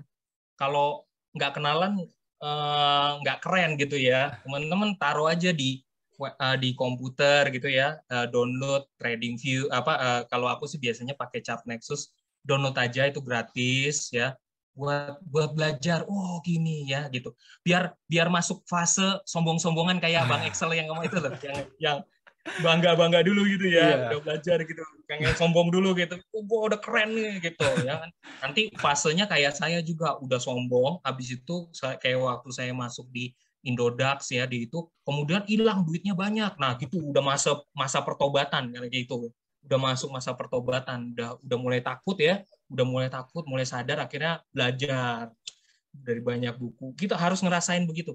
Ryan Filbert aja sebagai investor yang dia belajar di usia 14 tahun kalau nggak salah, dia bilang dia juga kayak gitu. Dulu kita jatuh terus gitu, pasti juga ada. Tapi nanti jam terbang tinggi, Mbak Lucy nggak usah khawatir. Nanti udah jam terbang tinggi udah ngerti deh. Someday nanti bisa kolaborasi tiba-tiba di sini jadi pembicara gantian Excel sama Mbak Lucy gitu kayaknya. Oke, lanjut. Itu teman-teman bisa ya. Kalau aku pemuja teknologi, jadi saking pemuja teknologi aku pelajarin website mana yang bisa dipakai, TradingView. Terus tadi teman-teman tadi ada Bang Excel juga bilang terkait dengan emiten sejenis. Emiten sejenis teman-teman bisa pakai tadi yang chatting saya di atas, idnfinancials.com, itu bisa langsung kelihatan emiten sejenis. Dulu nggak ngerti loh bener, emiten sejenis apaan sih, ngapain dibanding-bandingin gitu kan? Karena jam terbang ya, Oke, berikutnya silakan. Oke, Pak. Ini berikutnya dia ada 2 pertanyaan, mungkin saya langsung gabung aja. Yang pertanyaan, izin bertanya Pak dan Kak, kira-kira ada nggak waktu khusus untuk melakukan trading atau investasi, misal siang, malam, awal bulan, akhir tahun, dan seterusnya. Nah, pertanyaan kedua, bagaimana memonitor perkembangan suatu perusahaan? Kalau saya ambil contoh, misalnya Tesla, Tech, Netflix, itu film yang naik tinggi dibanding beberapa tahun lalu. Pertanyaan selanjutnya, saya pernah dengar tentang permainan bandar dalam hal saham, itu artinya apa? Dan apakah untung rugi? Jadi total ada 3 pertanyaan nih, Pak. Iya nih, gimana Sal? Duluan pokoknya Excel mah duluan lah aku. Itu yang kalau buat waktu trading itu udah gue tulis ya di chat ya, itu jam operasionalnya. Kalau misalkan ya tradingnya di waktu itu, kalau yang tutup ya ordernya nggak akan, mau beli 1 miliar juga kalau ordernya jam 9 malam nggak akan kebeli gitu. Harus nunggu jam bukanya. Terus kalau buat bagaimana memonitor perkembangan suatu perusahaan ya dari laporan keuangannya dan lihat tokonya langsung. Lihat aja Tesla banyak nggak di jalanan. Kalau di Amerika udah makin banyak berarti penjualannya lancar. Kayak contohnya kalau di Indo, Alfamart, AMRT, banyak nggak kios-kiosnya? Jualannya laku nggak? Apa kalah sama Indomaret sama Circle K? Kayak gitu. Kalau untuk bandar ya, bandar itu big money ya. Bandar itu orang-orang yang duitnya gede. Entah orang, entah institusi. Bisa yang punya reksadana. Reksadana itu kan duitnya ada yang dimasukin ke saham. Itu mereka big money. Bisa juga memang sultan aja gitu. Orang-orang yang orang-orang kaya gitu. Misalkan keluarga Salim, keluarga Haritanu. Itu kan bandar juga bisa dibilang. Atau perusahaan itu sendiri gitu. Itu bandar. Mereka yang bisa gerakin harga. Jadi kalau untuk hal saham untung ruginya, ada satu analisa yang namanya bandarmologi. Kalian ikutin gerakan bandarnya. Kalau bandarnya mulai beli, kalian beli. Nanti dinaikin, kalau udah naik, bandarnya jual, ikutan jual. Jangan kebalik, bandarnya beli, kita jual, bandarnya jual, kita beli. Itu namanya cuci piring, kita rugi. Nah, itu pun analisanya juga beda-beda ya. Ada kayak kita harus lihat akumulasinya berapa hari ke belakang dan lain-lain. Itu a whole another lesson lah. Itu mungkin bisa satu sesi sendiri buat belajarin bandarmologi gitu. Jadi itu yang harus dipelajarin juga. Kita lihat akumulasinya lah. Pokoknya dari aplikasi sekuritas itu biasanya kasih lihat kayak, oh ini sekuritas ini yang akumulasi saham ini di harga segini, berapa miliar, berapa ratus juta, berapa puluh juta, itu kelihatan. Itu kita bisa lihat dari situ. Kayak gitu. Mungkin Kak Happy bisa tambahin? Teman-teman, trading forex kayak jadi kalau misalnya ini buat contoh, sekali lagi aku pemuja teknologi, Excel juga udah pernah ngomong soal GoTrade juga. Teman-teman kalau mau coba di pasar modal di Indonesia, buka websitenya idx.co.id dan belajarlah semua ilmu dari sana gitu. Ada jam bursanya mulai jam 9, jadi lakukan prediksi dari jam 8, kemudian nanti tutup, gue lupa deh tutupnya jam berapa sih sekarang ya? Udah jam 3 nih, jam 3 doang ya? Udah 14.49 ya sekarang ya? Ya jam 3. Terus kemudian kalau malamnya, akan ada buku tadi, buku The Intelligent Investor. Itu kan saham-saham luar. Nah, nanti bisa konsultasi itu sama si Bang Excel. Kalau GoTrade itu salah satu aplikasi yang bisa beli pasar modal di luar. Kebetulan nggak di blacklist kayak model kayak Binomo gitu ya, yang dihalang-halangi masuk ke Indonesia gitu ya. Kebetulan itu. Dan ada yang modelnya kayak eToro juga ada. eToro, terus kemudian waktu itu juga aku belajarnya Drive Wealth gitu ya. Tapi sekali lagi, belajar di pasar modal asing itu pasti juga ada biayanya juga agak gede ya, keluar masuknya juga gede, pelajari dengan baik, dan buku The Intelligent Investor yang biasanya dijual di Gramet, itu paling cocok kalau nanti ketika Anda baca mainnya, cobanya di pasar modal asing, yaitu pakai aplikasi buat belajar aja dulu, masuk dulu buat belajar, pakai aplikasi GoTrade gitu ya, gitu. Jadi buat coba, nanti bisa konsultasi sama Excel gitu, terkait dengan itu. Nah, terkait dengan gini, ada Tesla, ada Tech, ada Netflix, semuanya kita karena aku pemuja teknologi ya. Kalau teman-teman mau belajar yang fundamental yang di luar negeri, teman-teman bisa pakai website ini ya. Ini. Jadi website ini bisa atau yang website ini. Tapi kalau nanti Bang Excel punya lebih canggih lagi, dicoba. Aku biasanya ngeceknya selalu pakai market screener dan investing. Aku memang penjelajah teknologi. Jadi di zaman dulu orang tua bahkan di zamannya Warren Buffett, dia teknologinya nggak banyak. Jadi dia hitungnya tuh manual gitu, bener-bener kayak Lo Keng Hong itu hitungnya pakai kertas gitu. Sedangkan teknologi sekarang udah makin berkembang, jangan lewatkan kesempatan itu gitu. Jadi banyak banget sekarang informasi yang sangat luas. Jadi teman-teman bisa jadi orang yang luar biasa dengan banyak kesempatan. Nah, aku kasih tahu salah satu fakta dunia hitam. Dunia hitam di pasar modal. Aku nggak ngomongin yang cakep-cakep doang. Kenapa sih kadang-kadang kita hati-hati dengan yang namanya saham gorengan? Suatu hari, aku lagi nongkrong sama teman-teman BINUS, mahasiswa BINUS. Salah satunya adalah Bandar. Nah, dia punya duit banyak. Tapi terus kemudian lagi ngobrol gitu, karena dia terkejut dan mungkin terpesona dengan uraianku, kemudian akhirnya aku ditawarin begini, Pak Happy, boleh nggak Pak Happy namanya aku catat buat nama perusahaan? Wih, kaget kan, buat apaan nih? Iya Pak, jadi sekuritas ini mau bikin, ada satu perusahaan Pak, satu perusahaan ini mau bikin supaya bisa IPO Pak. Nah IPO-nya nanti nama Bapak saya masukin jadi direksinya. Gitu. Wah, nama gue dicatat dong. Bilang gitu. Iya Pak, gitu. Nanti Bapak tenang aja, pokoknya duduk adem ayem aja gitu. Wah, bahaya dong nama gue dimasuk-masukin. Padahal gue nggak ngerasa terlibat di perusahaan itu. Pokoknya mah tenang aja Pak, yang penting duitnya ngalir gitu. Saya mau mengatakan apa? Jadi ada perusahaan-perusahaan yang dalam dunia hitamnya gitu ya, di sisi gelapnya. Ada perusahaan-perusahaan yang ternyata dibuat dengan cara semacam itu. Jelek seperti itu. Jadi saham-saham yang mungkin di antara gorengan dan kita nggak pernah tahu, itu mereka dibentuk dengan seperti itu. Makanya tadi Bang Excel bilang, kalau mau beli saham, lihat ada nggak barangnya. Gampang kan? Indomaret, Alfamart, Unilever, BCA, Telkomsel, terus kemudian yang lain-lainnya ya. Nanti teman-teman bisa lihat di investing.com. Itu tadi tercatat ada sahamnya itu jumlahnya 762.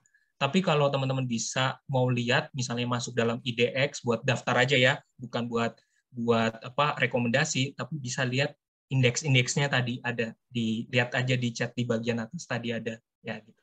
Monggo, terus kita lanjut.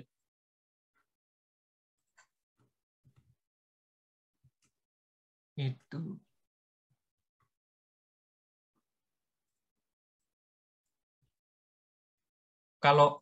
Kalau di itu ya, kalau misalnya pakai GoTrade kan ketahuan ya, Sel, ya. Di situ Tesla, Tech atau Netflix-nya itu ada dividend yield-nya atau enggak kan gitu ya datanya ya. Data sangat sederhana banget. Dan kalau di pasar modal Indonesia sekuritas biasanya tadi kan Bang Excel jelasin atas bawah tadi ya kan. Nah, itu kalau di pasar modal Indonesia memang kelihatan harganya. Ada orang yang tembaknya itu aku punya satu PDF lagi sebenarnya untuk nunjukin bahwa nih orang tuh belinya di range ini. Kalau orang pengen beli biasanya pengennya murah. Kalau orang pengen ngejual biasanya pengennya mahal kan gitu ya. Ini gue punya laptop keren gitu kan. Harganya 10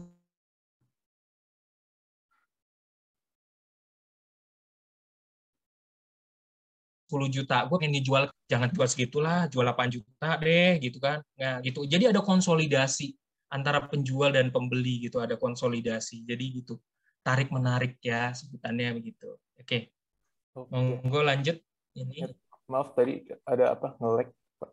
Nah, mungkin kita ke pertanyaan terakhir soalnya waktunya udah mau selesai juga, Pak.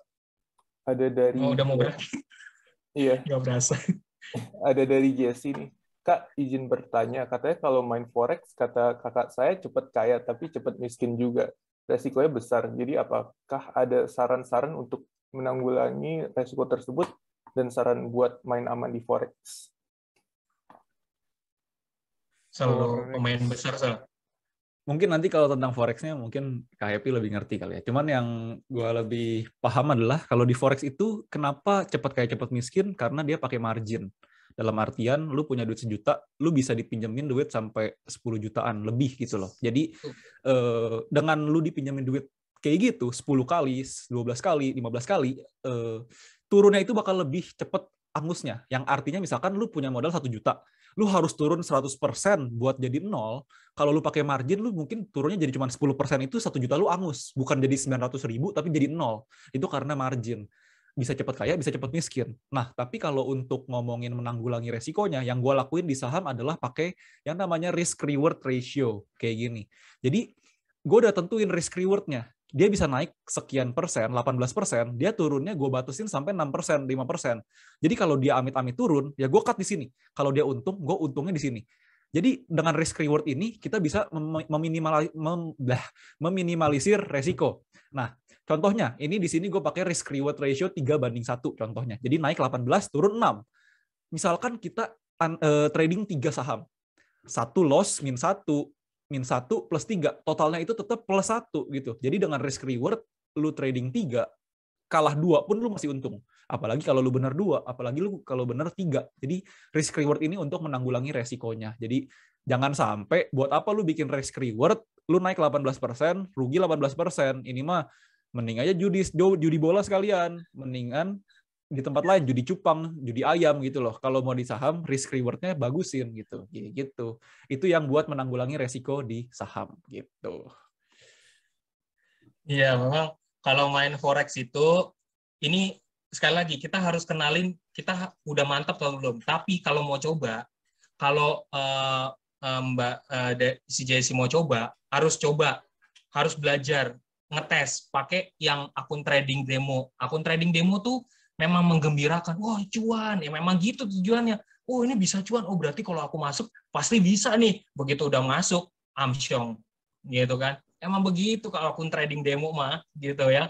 Aslinya mah nggak mudah gitu. Tapi benar katanya Excel, memang setiap dari alat. Jadi gini, ada tadi margin tadi sampai bisa ngutang. Itu aku pernah ngerasain.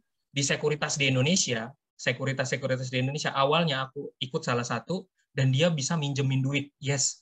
Waktu dia misalnya dan dia dapetin untung dibantu, dia ngebantu duit, kita ngebantu dapetin cuan gitu. Dan dia dapat ngambil berapa persennya nanti gitu. Nah, kalau amsyong Anda ternyata loss, gitu loss banyak, justru malah bukan cuan, nanti besoknya ditagih tuh, nanti tradingnya diberhentiin. Aku pernah tradingnya diberhentiin terus bilang, tolong lunasin dulu utang Anda, gitu digituin sama sekuritasnya, gitu. Jadi itu buat pengalaman sih, gitu. Habis itu kebijakan margin, kemudian setahu aku tidak diperbolehkan, akhirnya marginnya di sekuritas yang aku ikutin ini akhirnya menghilangkan margin itu gitu ya. Jadi itu salah satunya ya.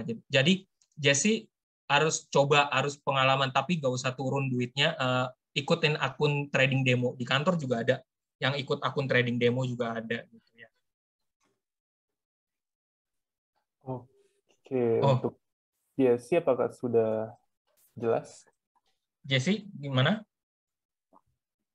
Oke, ya memang cocok-cocokan ya. Sekali lagi, kakakmu bilang jangan-jangan kakakmu jago, tapi belum tentu kamu loh, gitu. Jangan ngikutin kakak gue jago, berarti pasti gue juga bisa. Nggak gitu. Kadang-kadang beda, feel-nya tuh beda gitu. Terus ini nih, mungkin Lucy ya terakhir ya nih. Ini loh, cari aplikasinya tuh. Account trial, paper money buat forex. Wah, Coba aja saya, download. Hah? Nggak tahu saya kalau forex. Oh, nggak tahu ya. Cobain FBS ya. Aplikasi FBS warnanya hijau. Download aplikasi FBS warnanya hijau, sama nanti suruh download aplikasi MetaTrader. Biasanya pakai MetaTrader 4 atau enggak MetaTrader 5 gitu. Sistemnya, kalau aku tahu pemuja teknologi, jadi aku tahu teknologinya, tapi rumusnya benar banget yang dikatakan Excel. Semuanya itu benar. Caranya seperti itu. Ya. Jadi Excel udah rumusnya benar, semuanya berlaku itu tadi. Tapi kalau secara teknologi, teman-teman bisa downloadnya pakai coba download aja FBS gitu, ya FBS. Buat coba dulu aja akun trading demo gitu, biar bangga dikit ya gitu, gitu. Ya, kalau nggak nyemplung kayak itu. Pesan terakhirku, kalau aku sih, pertama jangan greedy, 2 jangan sombong. Ya, kalau udah belajar begini jangan sombong, belajar terus.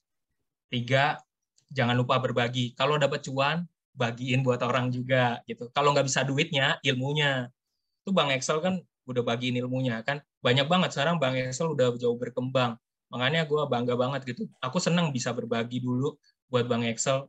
Tapi aku nggak mau sombong, tapi aku Excel bisa kayak begitu, gue juga harus bisa belajar terus gitu. Gitu.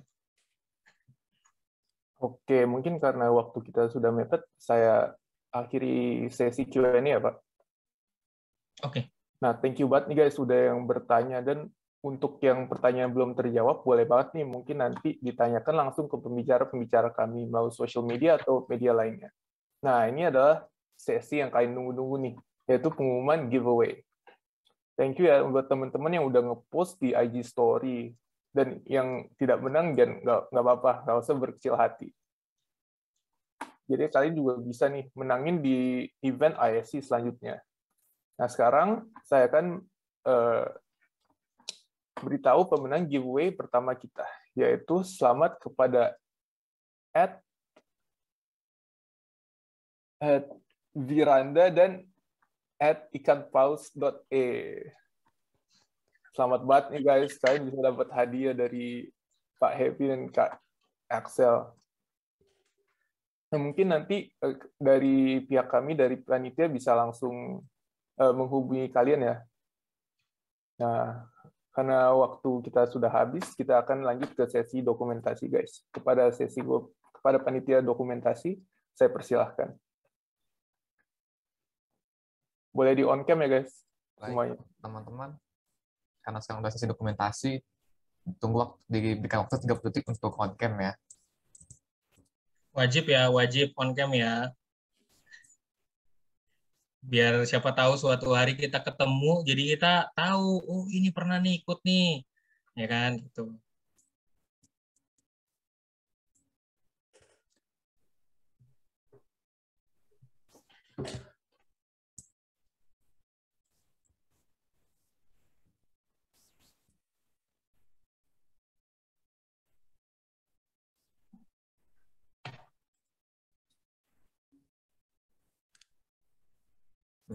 Oke, kalau gitu aku mulai sesi dokumentasinya ya. Saat pertama, 1, 2, 3. Slide kedua. 1, 2, 3. Slide ketiga. 1, 2, 3. Oke, terima kasih ya teman-teman. Saya kembalikan ke MC. Oke, thank you Hanok, udah dokumnya. Nah, teman-teman, kita sudah sampai penghujung acara nih, dan agar kehadiran kalian tercatat, mohon mengisi exit ticket yang telah dikirim panitia di kolom chat, atau kalian bisa meng-scan di layar kalian masing-masing. Ya, tolong di-scan ya guys, biar kehadiran kalian tercatat. Apalagi untuk Binusian yang untuk biar SAT bisa diproses nih guys. Yo, SAT. SAT.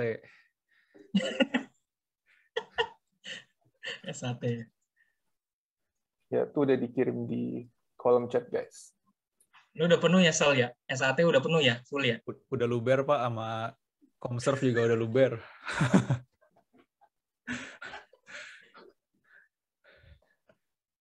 Nah, selagi kalian mengisi exit ticket guys, saya dari perwakilan panitia mengucapkan terima kasih banyak kepada Pak Happy dan Kak Axel atas semua ilmu yang dikasih atas webinar hari ini.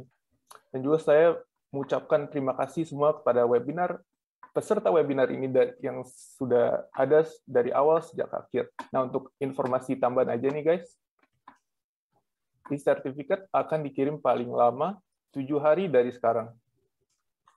Untuk Bapak Happy dan Kak Axel, saya sudah perbolehkan Anda untuk leave dari Zoom ini. Sekali lagi, terima kasih banyak pada teman-teman yang udah hadir di Zoom ini. Nama saya Muhammad Adi Putra Rivaldi, dan selamat jumpa di acara ISC selanjutnya. Thank you, guys. Thank you semua. Thank you, Panit. Terima kasih. Pamit ya, pamit. Silakan praktek ya. Thank you. Makasih ya, Pak. Thank you, Bang Axel. Makasih ya. Thank you, Kak Thank you Happy. ya. Oke, thank you. Makasih. Mohon izin pamit.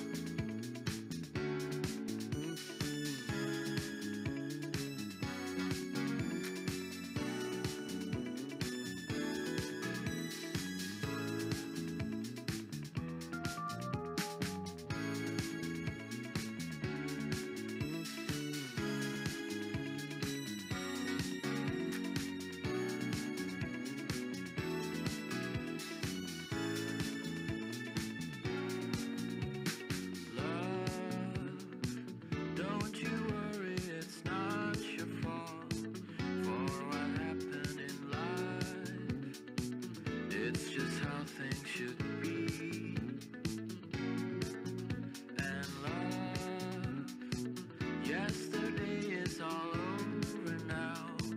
Maybe our love can grow, but that's for all we know. Would you be with me and begin again? Here we go to a place we can grow. It's a blessing to be in love. We've got a lot to grow. Here we go to a place we can grow. It's a blessing to be in love. We've got a